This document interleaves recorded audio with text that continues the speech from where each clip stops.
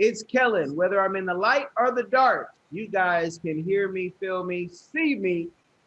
Today, I am bringing on my bruv, Jacob, and Jacob is going to talk about his latest Invest in Africa plan. My shirt says Invest in Africa now. He has multiple plans. And Jacob, welcome to the show, man. Yeah, thanks for having me on, Kellen. Anytime, we do this, so the big influencers, the bigger ones than even me can say, oh, okay, cool. And it will make sense, hopefully. Can you tell us what the latest and greatest is going on with you and your company? Right, so I registered a company in Nigeria during the summer called Restoration.Africa.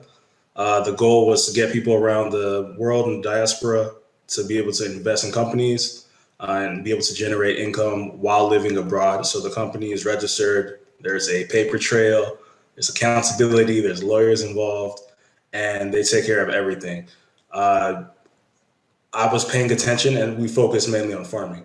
I was paying attention to what was going on, and I realized that there's probably going to be a famine, or at the very least, food shortages, just because of the way that things were handled with the lockdown and the steps that the government was taking. I did not foresee what has happened in that country in the last like 2 weeks, but I look like a genius, but at the same time, we weren't ready fast enough. So the company now, so we have a location in the middle belt of the country in a city called Lokoja. I could talk a little bit about that, but we've sold out in that location, so we raised all the funds that we need to raise for that. Everything's underway, successful. Extremely happy about it. But now what we want to do is focus on, getting the most calories for your buck. So we're going to focus on the village, where labor is cheaper, cost of inputs are cheaper, and there's greater need, and we don't want people, starving needlessly. So everyone, investors will get a better return, and then also you'll help out more people. The dollar goes even further in the village than it would in the city. So we can get into that, but that's essentially it. Yeah.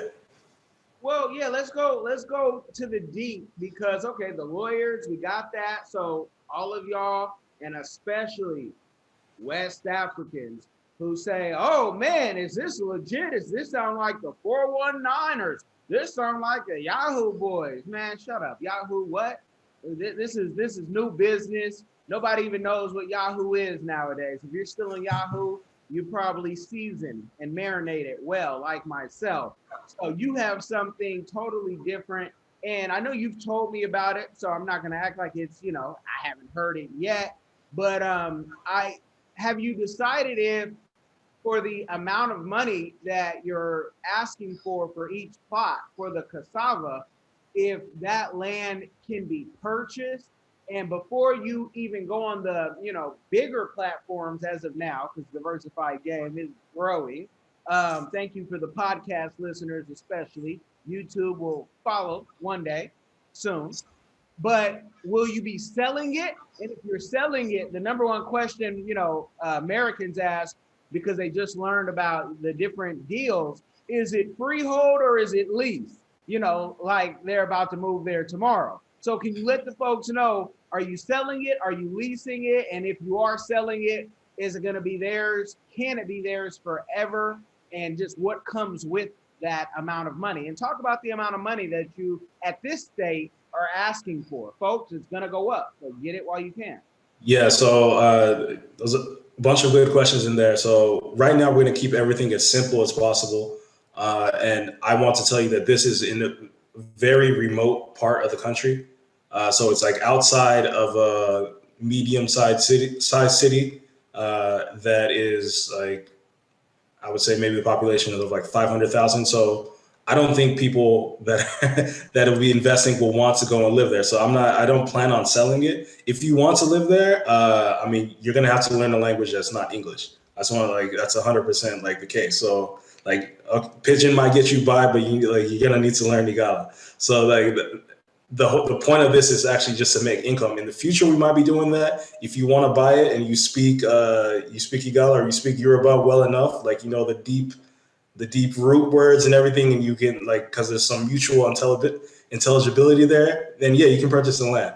I'm not going to say no if the money is right, but the whole point of this is to help the people in the village form a cooperative so they have jobs and they have food. You know, so the price is 300 per plot, and that's going to cover all of their starter plot or costs. So we're going to give them the people that are working. We're going to give them land to work. We're going to give them seeds, and then we're going to give them training. There's a university that's about 20 minutes down the road, the bigger city with 500,000 people, and senior lecturers, master students, and professors are going to come out. They're going to oversee the intercropping of cassava and sweet potatoes, beans, corn, and other crops, and they're going to be doing experiments with them, you know, just to see which crops work the best and spacing and that sort of thing. But in general, we're going to be planting. The main source of income will be cassava, and then return should be in 10 months. And then we want to replicate this like over and over throughout the country. So then we might go into areas that people would want to buy, you know, that would be more suitable where you can speak English or French and people would understand you, like closer to the border with Benin, you know. So yeah, that's how it is for now. If you want to buy, I mean, it's up to you, but as of right now, we don't plan on selling the land. And the whole point is for the workers to be able to sell as a unit so that they can get better bargaining and market power. Okay, so cassava is the first deal, $300, and that $300 in 10 months. And I can already hear someone say, but I thought it took a year to grow cassava. No, it takes 8 months. But you know, the 10 is for the extra in case something is a hitch. That and you know, every soil can be different. Mm-hmm. In case there's a hitch, you're not bothering Jacob, you know, in 8 months saying, hey, did that sprout up and where's my money? So talk about in 10 months, that $300 can get them how much money? And please break it down very simple and let them know the percentages. Jacob is a banker. I'm just gonna throw it out there. Jacob one day will have his own bank, depending on how he wants it to look is up to him and God. But you know, what is the increase and break that down, please. Yeah. So in normal times, when food is like normally distributed among people, one plot of land would be able to make between $1,000 and $1,400, just depending on how successful the planting was and the rains and whatnot, and the variety in the soil. So we're looking at basically. So basically what we want to do is split it 70-30. So the investor will get 70% of the first harvest, and then the workers will get 30%, but then they're going to be self-sufficient after that. So they don't need any more investment. They have all the money that they need to or actually they don't even need money to plant the next crop because they have crops and they'll be able to sell the stems. So the way that, for people who don't know what cassava works is, basically, you sell the roots of it, and then you keep the stems for replanting, and then you can use the leaves to feed goats and whatnot. So like they're gonna be making people that work in the fields are gonna be making money, and then on top of that, we're going to be intercropping.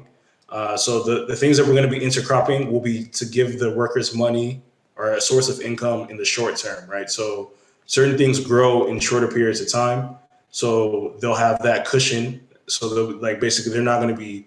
You don't want people that will be like, yeah, I'm doing all this work, but I'm not going to get paid for a long time. No, we're gonna from the $300, a portion of it is going to go to the workers to their pocket right now. Here's your money. Here's your seeds. Clear the land, plant it, take care of it, and then the next time you come back, there'll be something for you to take to the market and sell as a unit.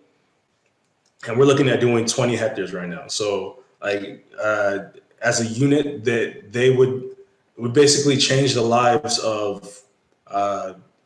I mean, if we have 200 separate farmers, thousands of people, you know, it would be a big deal.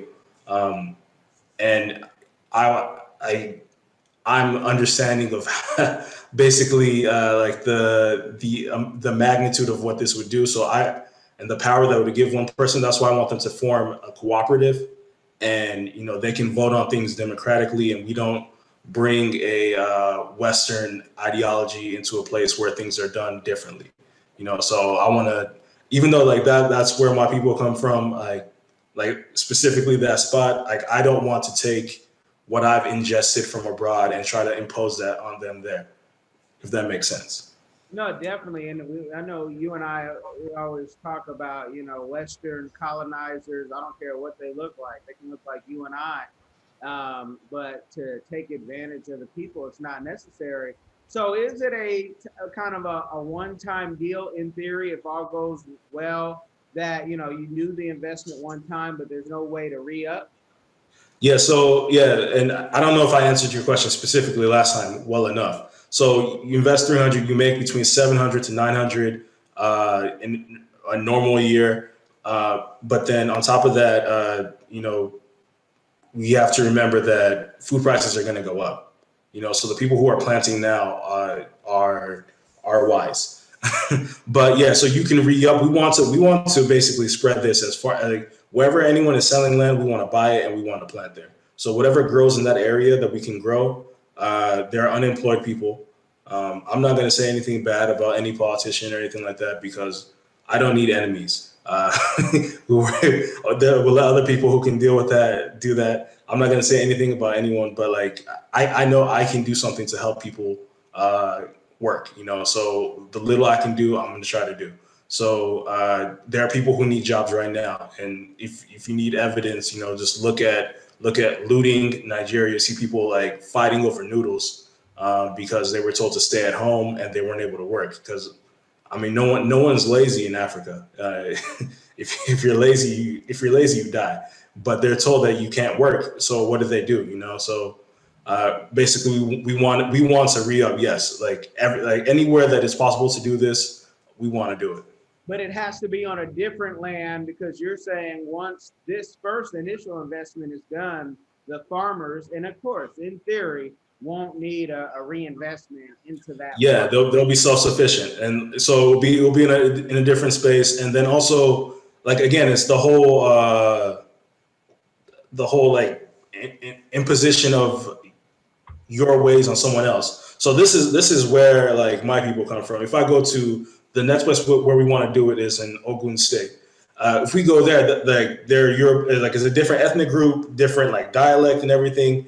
And like, how is somebody from somewhere else going to come and take this land and like blah blah blah? Like there's there wouldn't be a problem, but like there would be like this sentiment. Whereas if we say, hey, people from this place, give us or like 200 people, 200 of your sons and daughters that are unemployed. Here is land that they can work. This is the plan that they can do. This is how you will make money. And like this will set your family up and you can live the life that you want to live. And then the investors will make their money. This can spread basically anywhere land is available for purchase.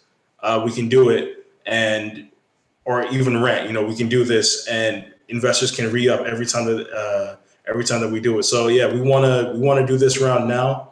Um, the Essentially the workers will start making money from what they plant in around April. Like actual like they'll have enough to eat and everything, but they'll start making their money and like be much better off in around April.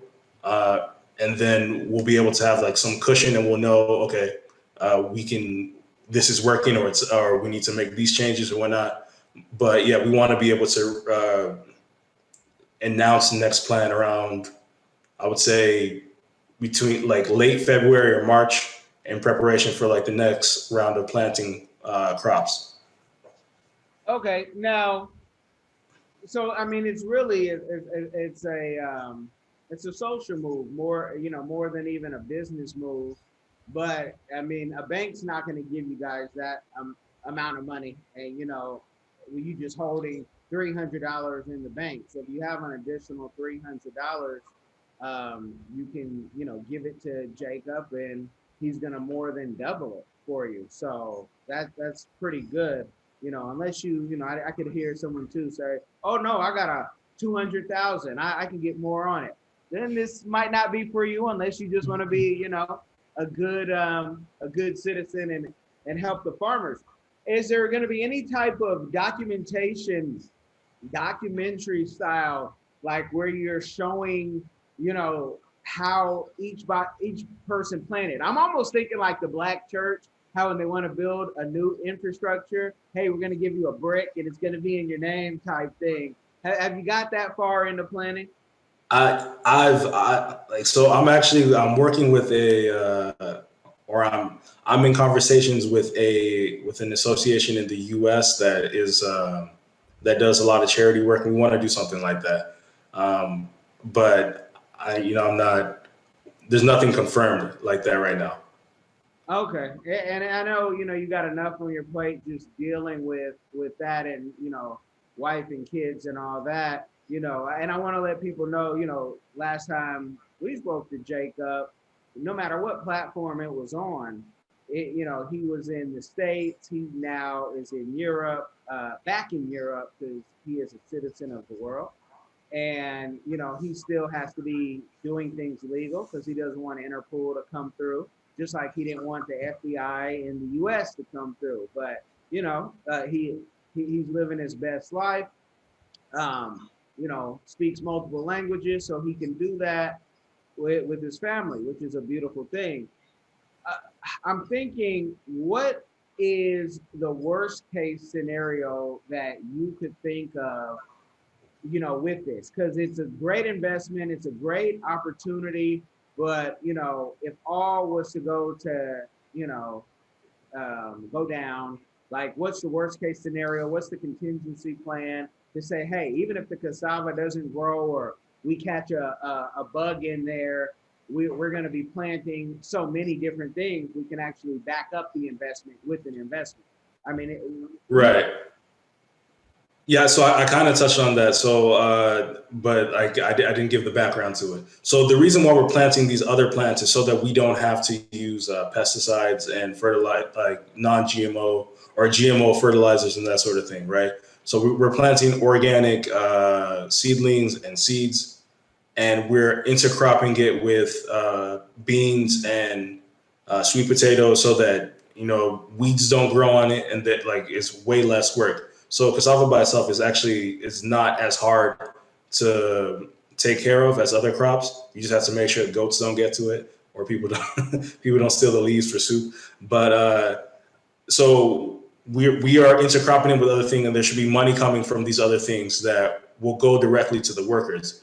Say there's like some disease or anything of the sort, we will be getting insurance, and the Nigerian government actually has a division that will cover 50% of the insurance for us. So that's something that we have to do regardless. Or, I mean, we're going to be working with the university and all. So we're going to get insurance on the crop. So the worst case scenario would be, I don't even want to say it. I don't think it's going to happen. The worst case scenario would be like if the country were to split up, and then it's like, okay, well, we have insurance. I guess we're going to sue the insurance company because the insurance company decides not to pay, or the insurance company pays, and then we get the majority or all of your investment back.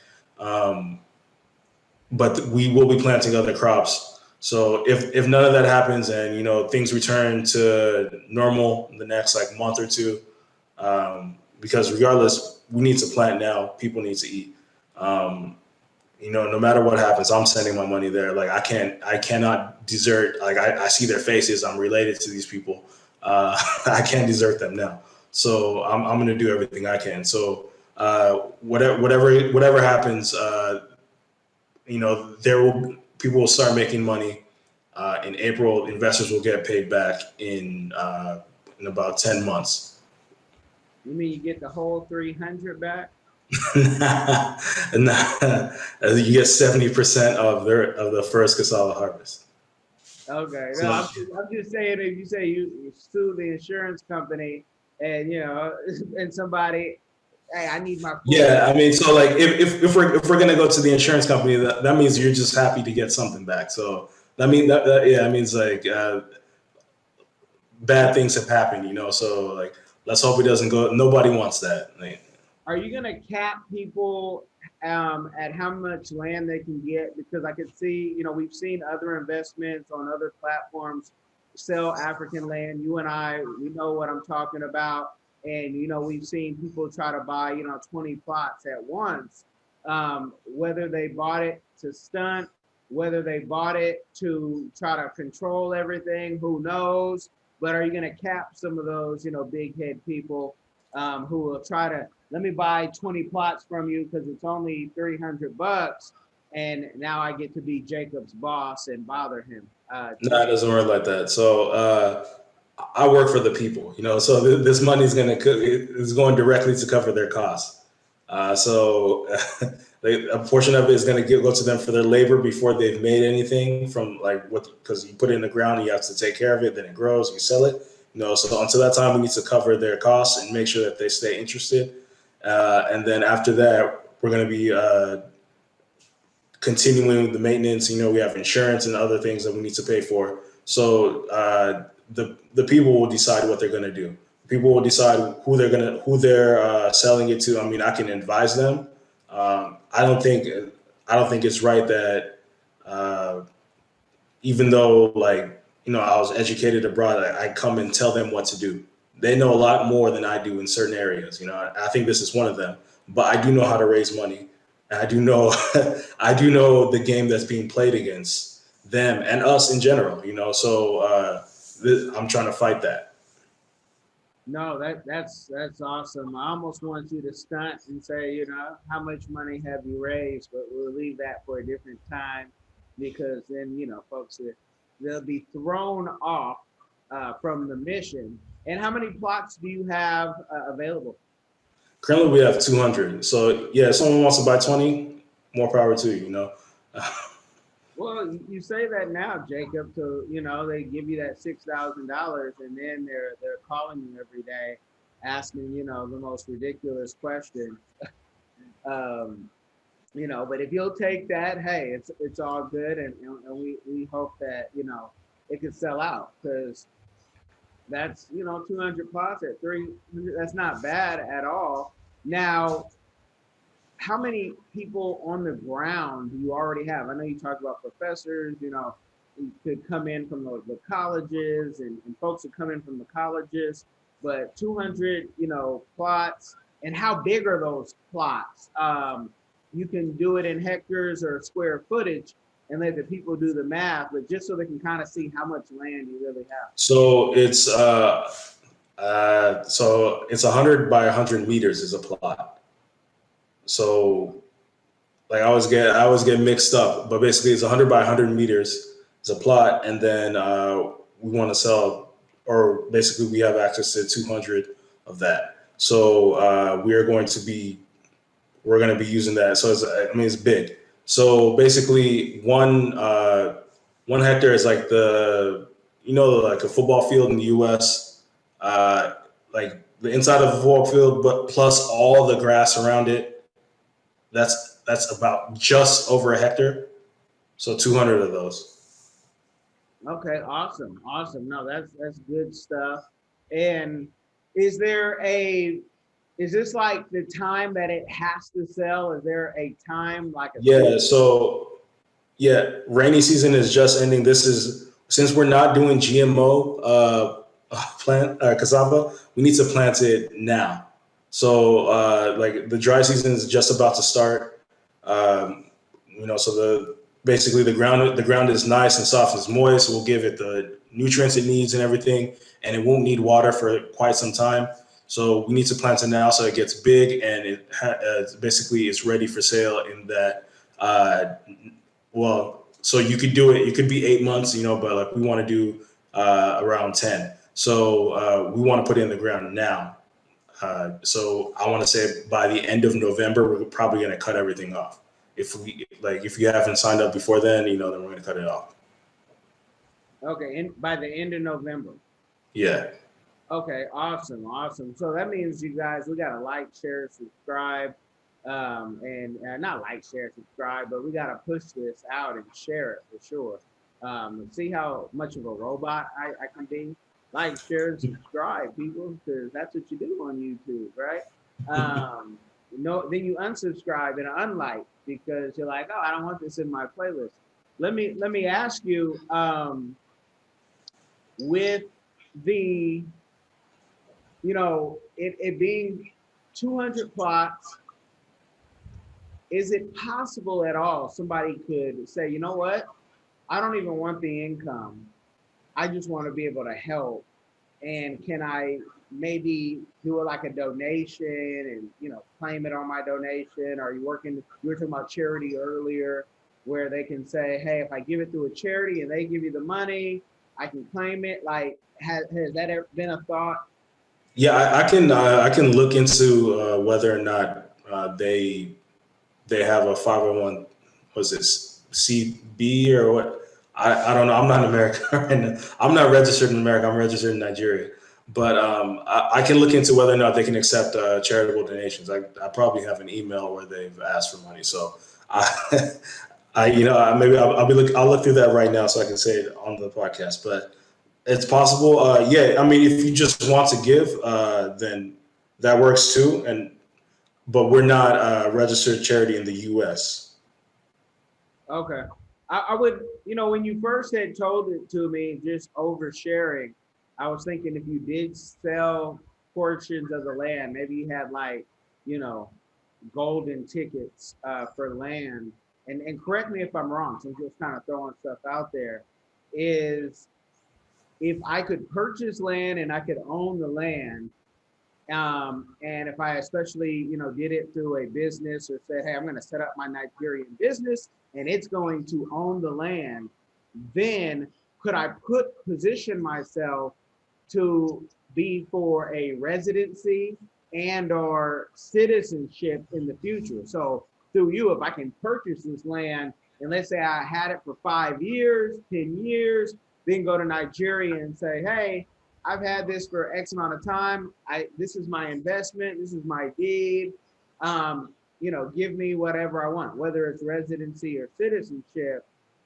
I mean, let's say they do give you the right amount of money, whatever that is. I don't want you to say necessarily right now, because it could always change.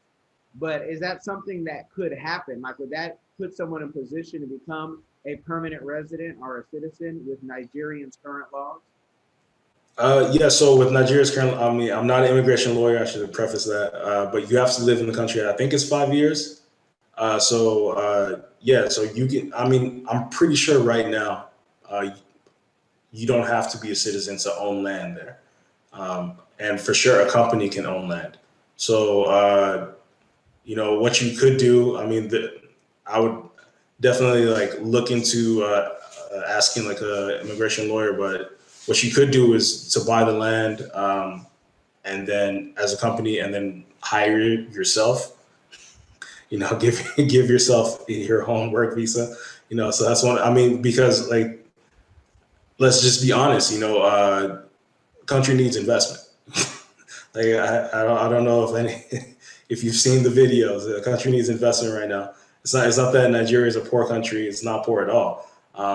Just that the private sector needs to invest in the people.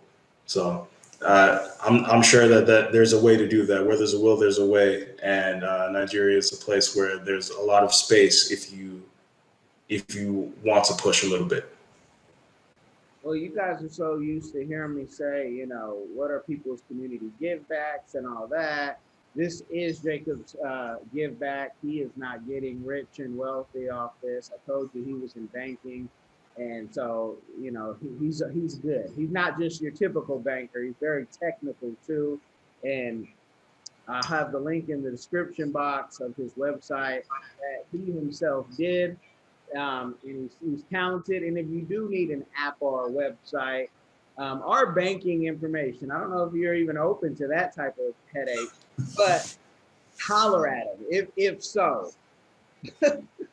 Jacob, I thank you for the time. We're going to take this off there, folks.